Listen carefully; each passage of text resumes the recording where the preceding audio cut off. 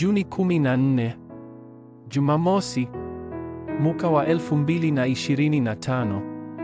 Kwa nini ni lazima uhubiri Injili? Watu ambao Roho Mtakatifu wa Mungu hufanya kazi kwa nguvu kupitia.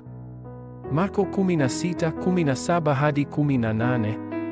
Na ishara hizi zitafuatana na hao waaminio: kwa jina langu watatoa pepo, watasema kwa lugha mpya, watashika nyoka kwa mikono yao, hata wakikunywa sumu ya kufisha haitawadhuru hata kidogo, wataweka mikono yao juu ya wagonjwa nao watapata afya.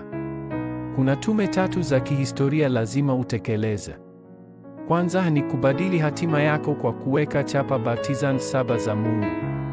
Pili ni kuinua kazi za uponyaji, kwani safari 7 zimejikita ndani yako. Tatu ni kuinua baptizan kamili katika chochote unachofanya. Ili kufanya hivyo, lazima kwanza uingie katika maombi matatu ndani ya maisha yako. Ni lazima uingie katika umakinikaji wa aina tatu unaoshikilia maombi ya 7-7-7, kwani matatizo na migogoro inayokuja kwako wakati huu yote yatakuwa majibu unapoendelea kuomba. Baptizan, mnara wa mlinzi na antena inayookoa watu itafanywa, kisha lazima uifanye ili mfumo wa upekee na uumbaji upya ufanyike. Unahitaji tu kuendelea kufurahia maombi ya agano la mlima Kalvari, ambapo majanga na laana zako za kale, za sasa na zijazo zote zimetunzwa. Agano la mlima wa Mizeituni, ambapo nguvu ya uinjilisti wa ulimwengu iliwekwa juu yenu.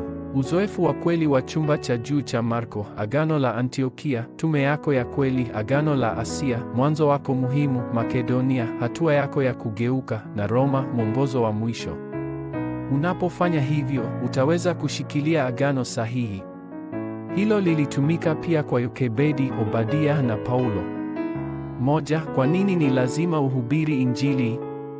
Uinjilisti unazungumza juu ya uthibitisho kwamba Bwana yu pamoja nawe, pia ni kuvunja nguvu za Shetani, na uinjilisti ni mahali ambapo nia kuu ya Mungu iko. Unatekeleza jukumu la mlinzi kupitia uinjilisti, kuepuka maafa na hutaaibishwa. 2. Watu ambao Roho Mtakatifu wa Mungu hufanya kazi kwa nguvu kupitia wao. Unapokuwa shahidi hadi miisho ya dunia, Mungu aliahidi kukupa ujazo wa Roho Mtakatifu. Pia aliahidi kuwa pamoja nanyi siku zote kwa uwezo wa kiti cha enzi na kwa uwezo wa Roho Mtakatifu. Mungu anatenda kazi juu ya wale ambao wameguswa sana na wokovu wao, wale wanaopata uzoefu wa Bwana aliyefufuliwa kila siku. Wale wanaofahamu baraka za wafanyakazi waliookolewa na waliojitolea. Mungu hufanya kazi juu ya kila mtu anayemjua Kristo kweli. Machapisho ya mwongozo na baptizan kamili hubadilisha asili yako. Kwa hivyo lazima upate uponyaji wa kibinafsi katika zama ya wikendi ya siku 3, wasaidie remnant kugundua talanta 7 na mikondo 3, na pia kutengeneza kumbi 3. Ndipo kazi za ufalme wa Mungu za 25 zitatokea na utatoa changamoto kuelekea umilele.